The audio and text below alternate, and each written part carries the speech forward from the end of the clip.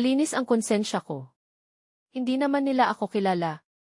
Iyan ang pagtatanggol ni Carlos Yulo sa sarili sa gitna ng patuloy na panghuhusga sa kanya ng publiko.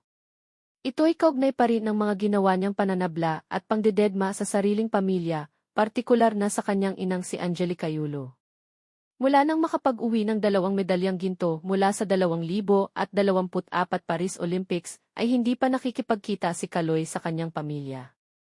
Ang palagi lamang nitong kasama ngayon ay ang jowang si Chloe San Jose.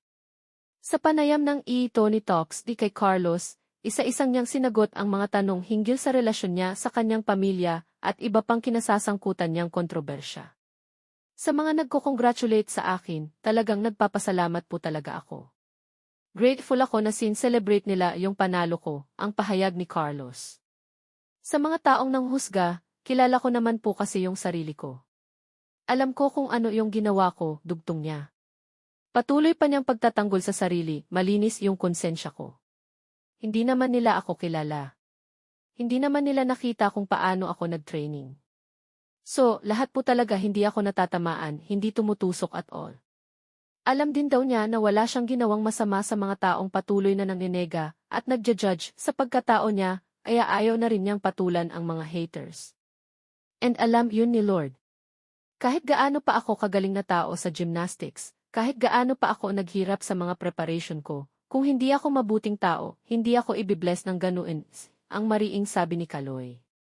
Isa pang tanong ni Tony kay Carlos, ganito na lang ang gagawin natin para kahit papaano magkaroon ng konting linaw.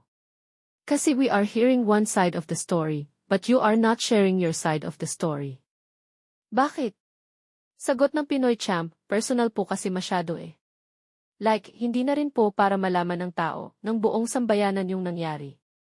Basta ako, alam ko po sa sarili ko, sa puso ko na napatawad ko sila at inamin ko sa sarili ko na nagkamali ako.